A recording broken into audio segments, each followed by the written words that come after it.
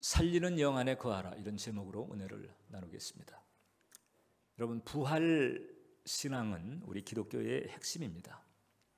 고린도전서 15장 17절을 보면 바울은 이렇게 얘기했어요. 그리스도께서 다시 살아나신 일이 없으면 너희의 믿음도 헛되고 너희가 여전히 죄 가운데 있을 것이다.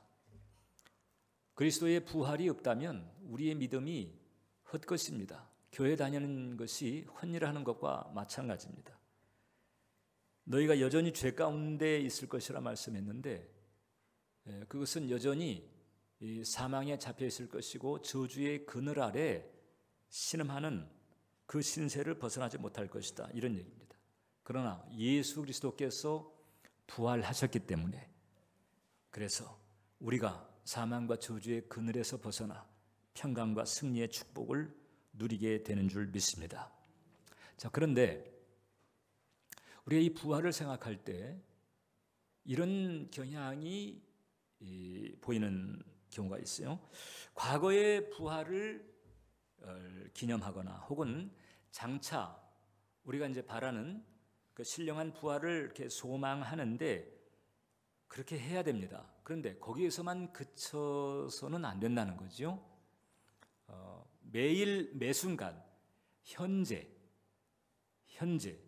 매일매일의 삶에서 우리는 그 부활의 권능으로 살아야 된다. 과거의 부활만이 아닙니다. 장차 일어나게 될 소망 가운데서의 부활만이 아닙니다. 지금 현재 내가 나의 삶 가운데서, 구체적인 현실 가운데서 그 부활의 능력, 부활의 권능으로 살아야 한다. 그걸 하나님께서는 우리에게 원하시는 거예요. 어떻게 하면 그럴 수가 있을까? 첫 번째, 그러기 위해서 우리는 이제 이 부활신앙이라고 하는 본질을 알아야 돼요. 부활신앙이라고 하는 것은 예수님이 부활하셨네 라고 하는 것을 바탕으로 합니다. 그게 바탕이죠. 그걸 바탕으로 해서 하나님과 인격적으로 동행하는 거예요. 부활신앙은 하나님과, 살아계신 하나님과 인격적으로 동행하는 것이다. 교회를 다녀도 우리가 이런 부활신앙이 아니고 어떤 성경적 지식 혹은 또 예배나 혹은 봉사 같은 종교 의식으로만 다닌다면 애는 쓰지만 사실 끊임없이 이제 우리를 몰아세우는 이 아담의 이 저주 가운데에 잡혀 있는 이 환경의 압박을 이겨내기가 쉽지가 않다는 거죠. 19세기 자유주의 신학이 판칠 때가 있었습니다. 성경에서 모든 초자연적인 것, 즉 인간의 이성과 지성을 벗어난 일들은 인정하지 않았어요. 동정녀 탄생도, 부활도, 기적도 인정하지 않았습니다. 천국과 지옥도 상징으로 봤지 실제로 생각하지 않았습니다. 그러면서도 교회를 다니며 예배를 드리는 거예요. 아니, 성령의 내용을 안 받아들이면서 어떻게 교회를 다니며 예배를 드릴까? 그걸 다 이제 상징으로 해석하는 거예요. 어떤 신화로 해석을 하면서 이제 그런 해석을 가지고 모범된 삶을 살아보자, 그런 동기를 부여하는 데가 이제 교회라고 생각하는 거죠. 그렇게 부여된 동기를 가진 사람들끼리 이렇게 모여서 서로 격려하는 곳, 교회는 이제 이렇게 돼버리고 말았어요. 십자가를 짊어졌던 예수님, 그 얼마나 희생의 본이 되는가? 그 결단, 그 본받아야 되지. 예수님은 위대한 교사예요. 혹은 선각자에서 그칩니다. 구주요 하나님이 아닌 거예요. 이렇게 되다 보니까 사람들이 점차적으로 교회를 등지기 시작했습니다. 왜냐하면 하나님을 만날 수가 없으니까. 지성이나 도덕성은 있는데 시험을 이기고 죄를 이기고 세상을 이기고 환난을 이기고 이런 능력은 없어요. 그래서 교회를 등지기 시작했고 서구교회가 저물기 시작한 거죠. 자, 기독교 신앙의 핵심을 분명히 알아야 합니다. 기독교 신앙의 핵심은 죽음과 세상을 이기게 하는 거룩하고 신성한 인격이신 주님과의 연합이며 동행이다. 같이 한번 읽어보세요. 기독교 신앙의 핵심은 죽음과 세상을 이기게 하는 거룩하고 신성한 인격이신 주님과의 연합이며 동행이다. 예수님과의 연합, 예수님과의 동행, 이게 바로 신앙의 본질이고 특히 다시 사신 예수님의 그 부활을 믿는 부활신앙의 중심인 거죠. 예수님과의 이와 같은 동행이 여러분 고난 중에서도 나를 부활하게 만들고 승리하게 만듭니다. 그 예수님께서 보이신 것과 똑같아요. 예수님께서 성육신 하셨습니다. 낮아지셨죠. 예수님께서 십자가에서 고통당하셨습니다. 순환을 당했습니다. 이 예수님께서 이 낮아짐과 순환이라고 하는 어려움을 겪으실 때 그때 예수님은 늘 아버지와 동행했습니다. 나와 아버지는 하나이니라. 아버지께서 하라고 하신 것 이외에는 내가 행하지 않는다. 늘 아버지와 동행했습니다. 그 아버지와 동행하는 그 신뢰, 이것이 결국은 예수님을 하여금 부활하게 만든 거죠. 그 하나님께서는 예수님께서 고난 가운데 행하실 때에 그때 그 예수님의 고난 속에 그 부활이라고 하는 그 씨앗을 심어 놓으신 거죠. 부활의 씨앗이 바로 뭔고 하니 아버지를 신뢰하는 마음, 아버지와 동행하는 그와 같은 신앙이었습니다. 마찬가지로 우리가 겪는 고난에도 부활의 씨앗이 있어요. 부활의 씨앗. 그 부활의 씨앗이 뭘까? 고난이 닥쳤는데 어려움이 있어요. 그러나 그 어려움 가운데에서 마치 예수님께서 순환 중에도 아버지와 나는 하나이니라 아버지와 동행하셨던 것처럼 우리도 이 세상의 여러 가지 어려움 가운데에서 세상 풍상 가운데에서 주님과 동행하는 거죠.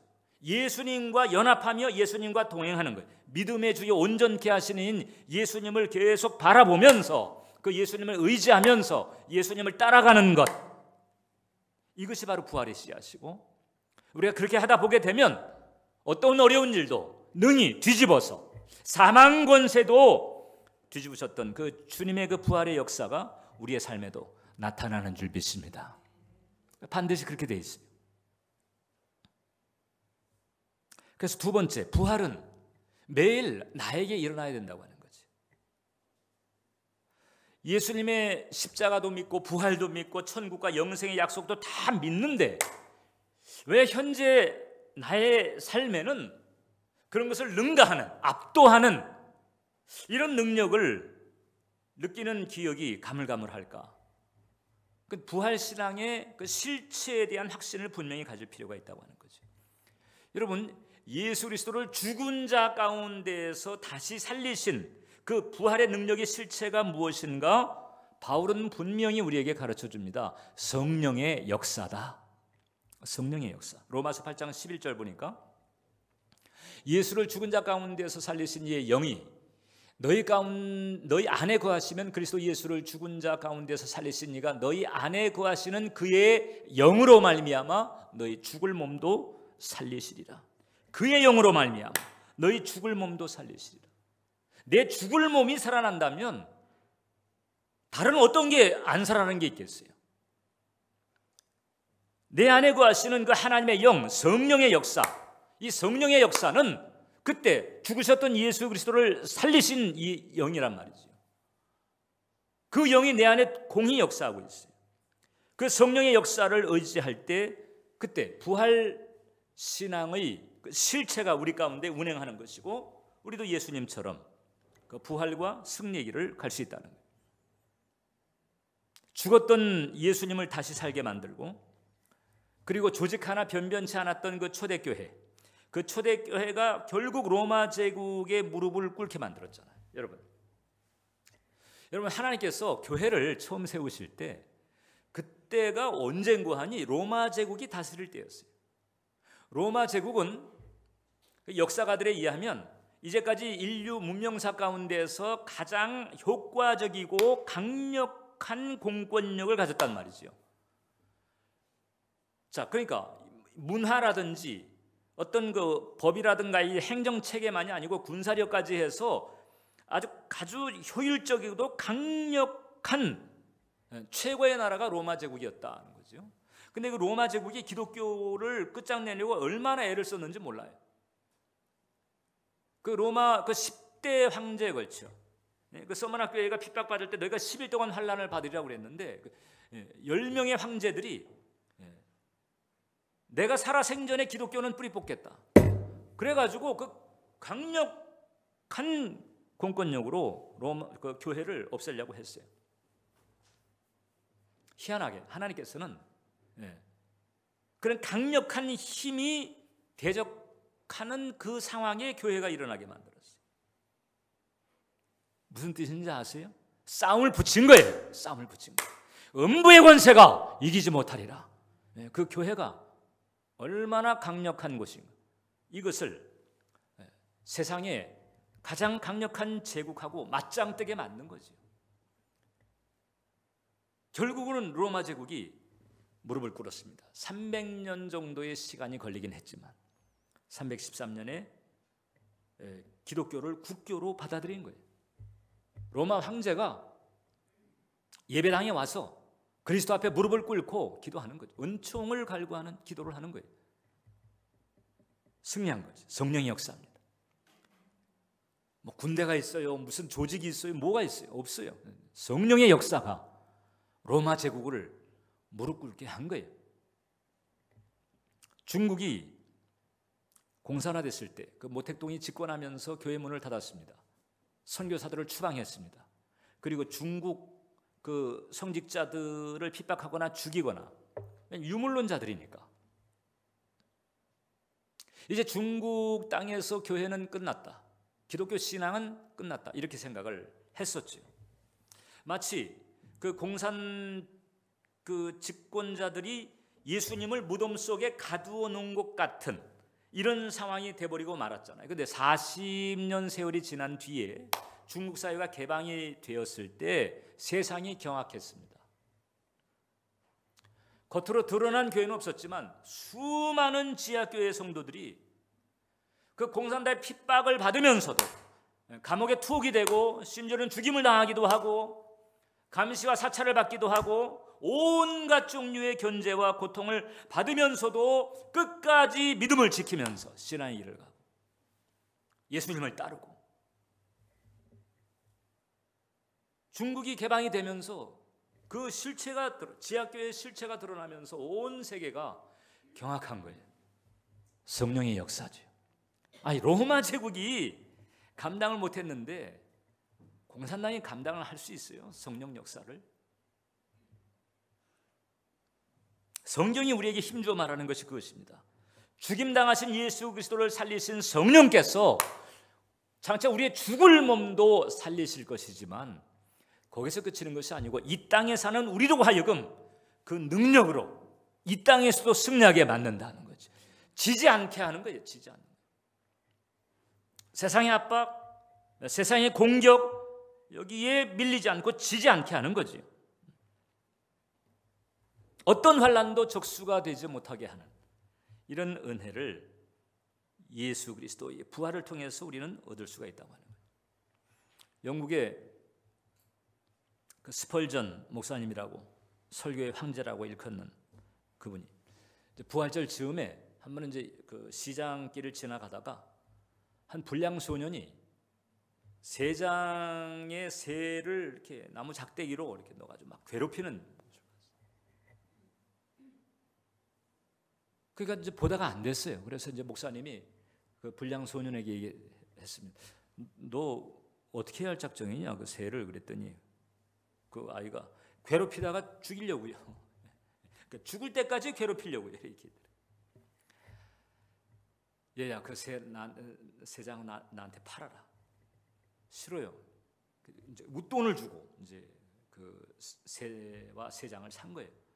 그래가지고는 이제 새 장을 넘겨받고 난 다음에 새 장 문을 딱 열고 새를 그냥 날아가게 만들었어요. 막 괴롭힘을 당하던 새가 뭐 피할 데도 없이 그냥 계속 괴롭다가 열린 문으로 이제 자유를 얻어서 헐헐 날아가게 된 거잖아요. 이틀 뒤가 이제 부활 주일이었는데 이 얘기를 이제 스펄전 목사님이 강단에서 했던 것입니다. 그리고 이제 그것을 해석을 한 거지요. 마귀가 우리를 괴롭히려고 도둑질하고 죽이고 멸망시키려고 그렇게 하고 있는데, 예수님께서 당신의 피값을 통해서 값을 치르시고 우리를 자유케 했습니다. 이것이 바로 예수님의 십자가의 은혜고 부활의 축복입니다. 이렇게 설교를 했단 말이죠. 그러니까 이 한편의 그 예화가 아주 멋들어지게 딱 마감이 됐어요. 근데 저는 이제 그 다음이 이제 생각이 된 거예요. 스펄전의 얘기는 거기서 끝났지만 그 새가 말입니다. 이제 뭐 열린 문으로 나왔어. 그래가지고 이제 헐헐 날아요, 하늘을. 괴롭히는 그 불량 소년의 짝대기로부터 벗어났어. 그래가지고 얼마간 자유했는데 얼마 안 돼가지고 저 하늘 꼭대기에서부터 시커먼 송골매가 막 쫓아와. 독수리가 막 쫓아오고 더 큰 새들이 그냥 나타나가지고 자기를 잡아먹겠다고 공격을 하는 이런 상황에 이 새가 그만 그때서부터 또 겁을 먹기 시작하는 거지. 얼마간 자유했는데 더 큰 새들의 위협에 눌려서 또 지내게 되는 거예요. 그래서 내내 이렇게 두려움 가운데 눌려 산다면 이 세 장 안에 있는 것과 뭐가 다른가? 주님께서 우리를 보실 때 그렇게 보실 수 있다는 거죠. 당신께서 피값을 치르시고 우리를 자유케 하셨는데, 근데 그 자유를 얻은 우리가 이 세상을 살아가면서 이 세상의 압력 때문에 또 눌리는 거예요. 재정의 압박 때문에, 혹은 질병의 압박 때문에, 혹은 또 여러 가지 인간관계에서 오는 그런 그 짐 때문에 눌리고, 그래서 또 부자유스럽게 살아가는 이런 경우가 이게 또 적지가 않잖아요. 예수 그리스도의 피값을 치르실 때에 예수 그리스도의 피값 때문에 자유를 얻은 사람들이 결코 그 정도 고수준의 자유만 누리도록 그렇게 하신 걸까? 그건 아니란 말이에요. 어떻게 하면 그러면 이 부활의 그 주님처럼 우리도 그 부활의 권능으로 사망 권세를 깼으면 뭐 저주의 권세도 같이 한 보따리거든요. 그러면 어떻게 우리도 주님처럼 승리할 수가 있을까? 그래서 세 장 안에 있을 때만이 아니고 밖에 나와 있을 때도 자유하게 살아갈 수 있는 길이 어떤 길일까? 우리의 경우는 우리 마음을 부활의 진리에 파묻어야 된다. 마음을 부활의 진리에 파묻어야 된다. 이것은 우리가 해야 돼요. 예수님께서 피값을 치르신 은혜를 베푸셨는데 그 은혜를 나의 실생활에서 내가 그것을 유지하려면 이 마음을 부활의 진리에 파묻는 일은 내가 해야 된다. 마음이 부활의 진리에 파묻히지 못하면 세상의 새가 나와도 또 다른 큰 새들 때문에 두려워하고 눌려 사는 그런 형국을 벗어나지 못한다고 하는 거죠. 1967년에 당시 17세 소녀였던 조니 에릭슨이라고 하는 운동선수예요. 근데 바다에서 다이빙 하다가 물이 빠졌을 때 다이빙 하다가 그만 바닥에 부딪혀가지고 척추골절이 돼가지고 목 아래가 다 마비가 됐어요. 운동선수였는데 목 아래가 마비가 됐어요. 이건 무슨 먹는 것도, 화장실 가는 것도, 어떤 것도 자기가 혼자 할 수 있는 게 없어요. 자, 그러니까 우리가 이제 충분히 예상이 되잖아요. 그런 사고가 닥쳤을 때 그 이후에 그 무력한 상태에서 어떤 부정적인 정서들이 휩쓸었을까? 좌절, 원망, 분노, 자살 충동은 더 말할. 자살하고 싶어도 죽을 수가 없는 거잖아요. 자기가 뭐 할 수 있는 게 없으니까. 그런데 결국 이제 저 조니 에릭슨 타다라고 하는 사람은 재활을 하게 됩니다.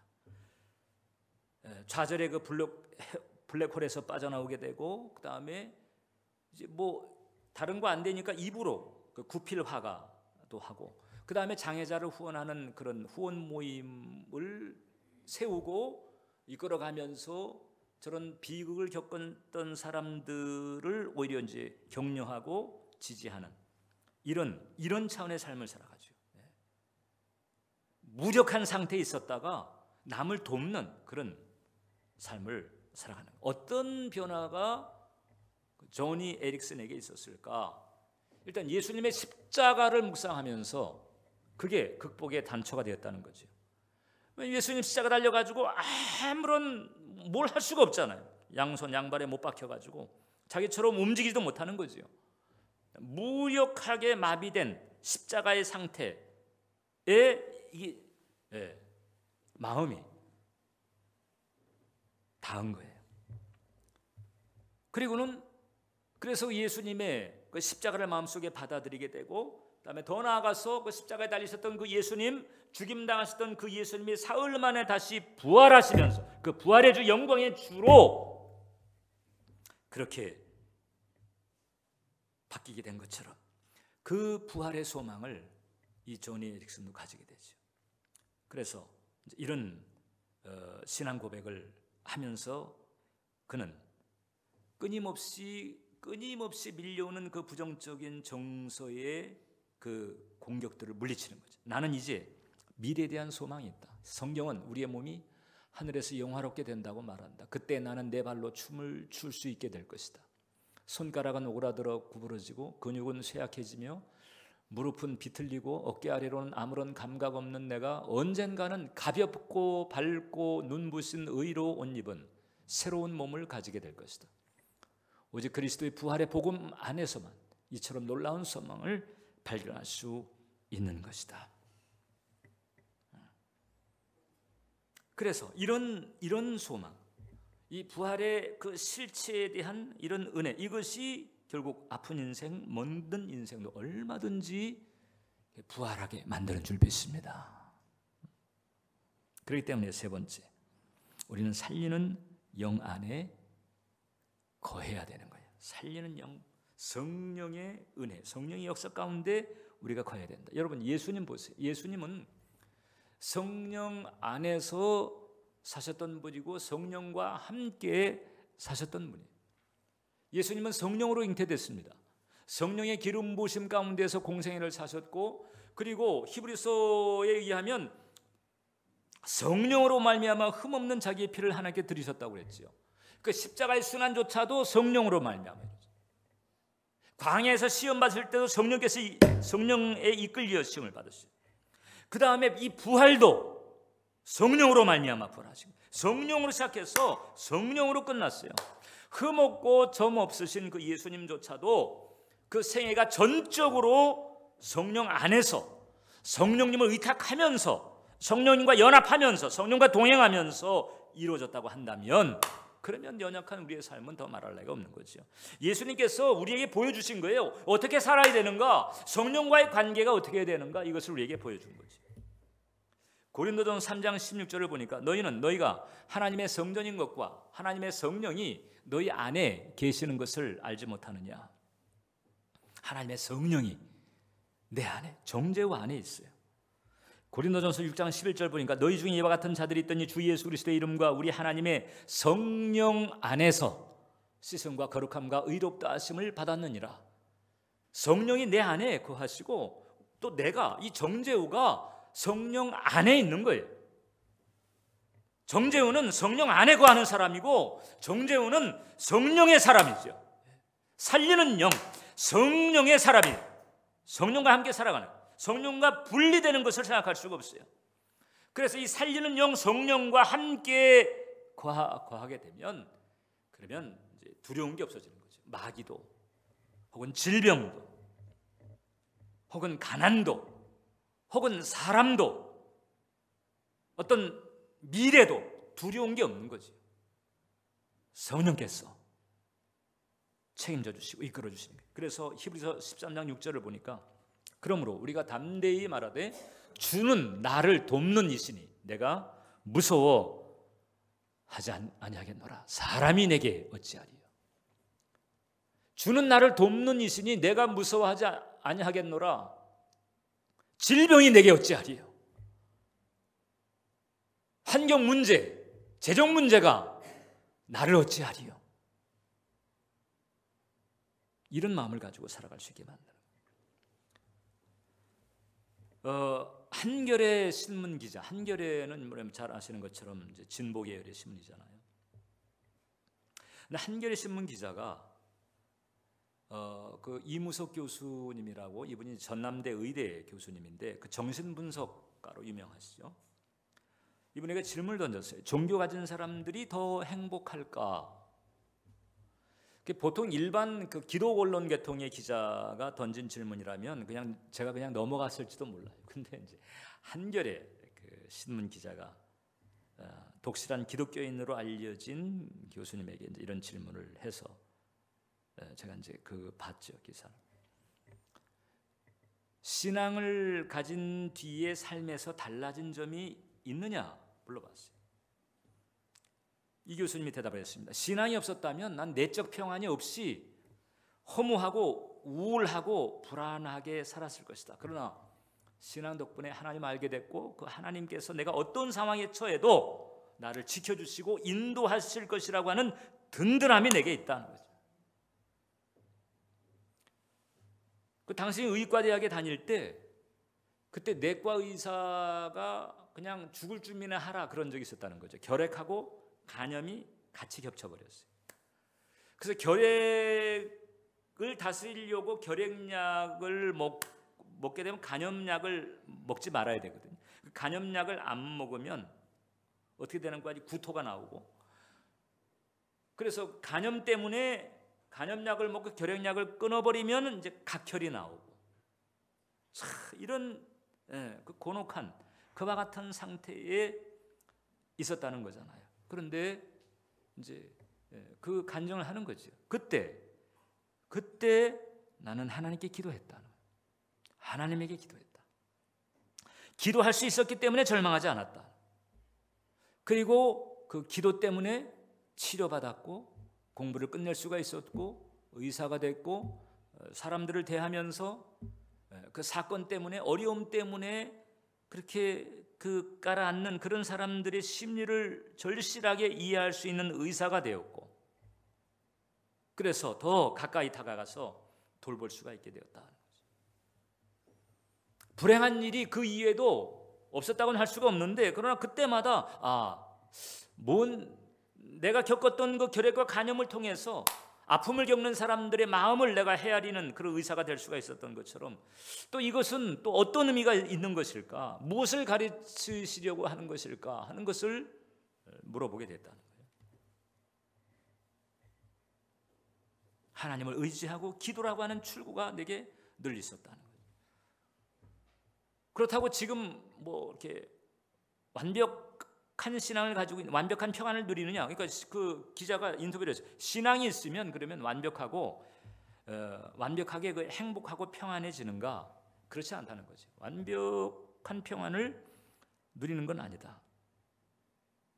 때때로 좌절과 혹은 분노의 감정, 이런 그 우울의 감정들이 순간순간 공격을 해올 때가 있다는 거죠.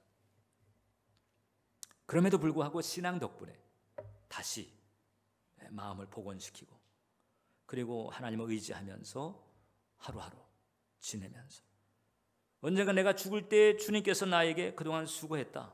이제 나하고 천국으로 이사 가자. 이렇게 하실 것이기 때문에 죽음도 두렵지 않다. 여러분, 마더 테레사가 신앙이 꿋꿋해가지고 1년 365일 하루 24시간 흔들림이 없었던 분 같죠. 천만에. 그분 하나님의 그 부재에서 오는 그 그늘진 마음 때문에 얼마나 힘들어했는지 몰라요. 사람은 불완전한 존재라서 그 불완전한 부분을 타고 어둠이 그렇게 스멀스멀 다가와요. 헨리 나우엔 그분도 우울한 마음 그걸 다스리느라고 얼마나 애를 썼는지 모른다는 그런 고백을 했어요. 책에. 그런 게 우리 인간은 그런 게 있어요. 그런 약한 부분들이 있어요. 그런 약한 부분들이 있다고 그래가지고 그것 때문에 그냥 전체를 다 아닌 걸로 이렇게 왜곡시키는 오류는 범하지 말자. 그런 것들이 있어도 그 불완전함 때문에 그래서 자꾸 하나님께 나아가는 것이고 믿음의 주에 온전케 하시는 예수님을 바라보고 의지하는 거죠. 임성 교수님은 그 부활의 능력으로 살아가는 신앙인의 모습이 어떤 것인가를 우리에게 가르쳐주고 있습니다. 사랑하는 성도 여러분, 성령은 살리는 영이십니다. 예수 그리스도를 죽은 자 가운데서 살리신 이의 영, 예수님은 살리는 영이죠. 성령님은 살리는 영이죠. 우리는 그 살리는 영의 은혜를 받고 있는 줄 믿습니다. 그 살리는 영이 내 안에 있어요. 정재우 안에 있고 여러분 안에 있어요. 여러분을 돕고 여러분들의 길을 이끌고 여러분들의 출구를 마련하고 그리고 주 예수 그리스도의 그날까지 여러분들을 데리고 가시고 그 살리는 영 안에 거하면서 예수 그리스도를 바라보고 예수님과 연합하며 예수님과 동행하는 여러분 되시기를 주님의 이름으로 축원합니다. 그 부활의 진리에 마음을 파묻는 거죠. 1, 2도의 각도라도 거기서 막 벗어나 버리잖아요. 예수님께로부터 눈길을 놓치게 되면 우리의 불완전함이라고 하는 것은 그때서부터 또 일렁이기 시작하고 흔들리기 시작합니다. 다시 또 예수님에게 마음을 파묻어 가야 되는 거죠. 그때 우리는 진정한 자유를 누릴 수가 있게 됩니다. 내 능력이 아니고 내게 있는 거 어떤 것이 아니라 살리는 영, 살리는 영, 예수 그리스도의 연합에서 오는 살리는 영의 역사, 이것이 바로 나로 하여금 승리하게 만들고 독수리처럼 비상하게 하는 은혜를 주시는 것입니다. 이 부활의 날에 이 같은 은혜와 축복이 여러분들의 심령과 생활에 넘치게 되시기를 주님의 이름으로 축원합니다. 기도하겠습니다.